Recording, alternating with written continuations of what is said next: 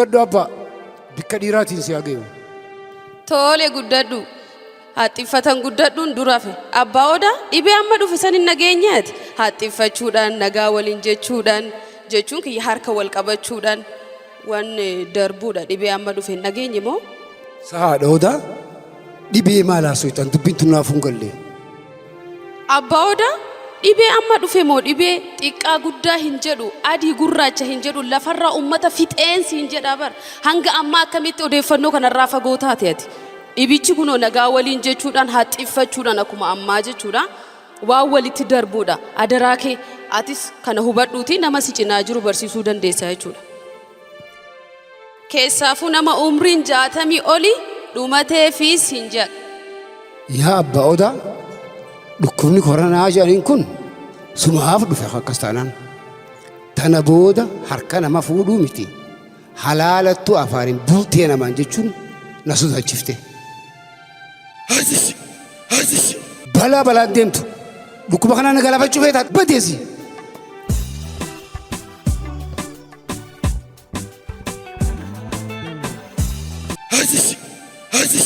Obboleessa dhaabbadhu yoo haxxiffattu harka kan kee akkas gochuudhaan haxxiffadhu maaliif jennaan ofii keefis maatii kan keetifis ummataafis akkasitti wal baraaruu dandeenya. Aboo edaawwanni kaanisa china ari'uuf kaanisa sina gorsuuf wahumaa jiraayyee yaa rabbi si magan aboo tana booda of eeggannoon jabaachuu qabdi.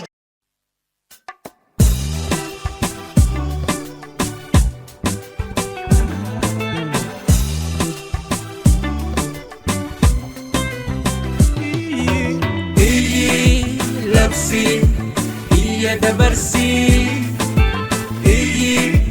labsi, iya dabarsi, barreessi, dubbisi, hawaasa barsiisi, koronaa balleessi, nagaya nu buusi, koronaa balleessi, nagaya nu buusi. Ibidda balbalaa magan dhaamsi nurraa magan dhibee koronaa magan waaqeffataan jennu kiristiyaanaa islaaman jennu lammiin biyyaa hundi harka wal qabannee rabbitti haa cinnu. Yoona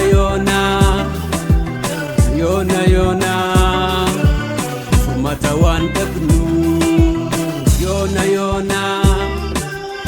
yoona furmaata waan dhabnu.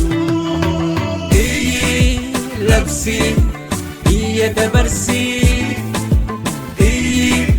labsi, iya dabarsi, barreessi, dubbisi, hawaasa barsiisi, koronaa balleessi, nagaya nu buusi, koronaa balleessi, nagaya nu buusi. Labsi dabarsi kan beene barsiisi namatti kufa'in harkan fuudhin tarkaanfii lama addaan fagaannaan dhibee koronaa biyyaa baafnaa. Lammi baraaruuf labsi dabarsi dhibee koronaa biyyaa baasi. Labsi dabarsi kan beene barsiisi namatti kufa'in harkan fuudhin tarkaanfii lama addaan fagaannaan dhibee koronaa biyyaa baafnaa.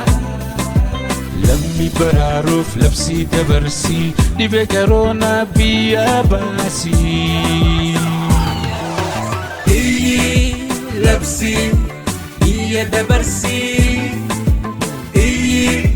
labsi iya dabarsi, barreessi dubbisi.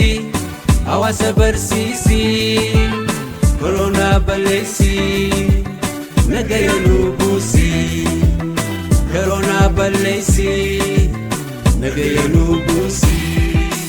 Harka dhiqadhu walirraa fagaadhu afaan haguuggadhu qofaan wal eeggadhu lubbuuti jaaladhu tan nama sigadhu. Harka dhiqadhu walirraa fagaadhu afaan haguuggadhu qofaan wal eeggadhu lubbuuti jaaladhu tan nama sigadhu.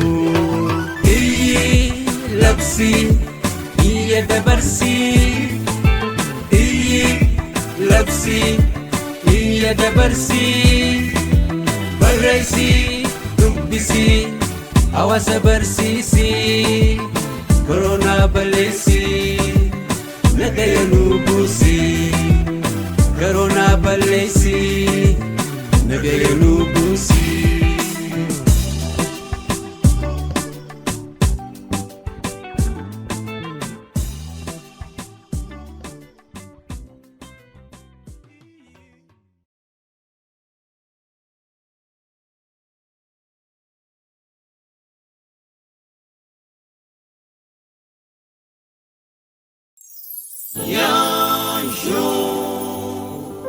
Production.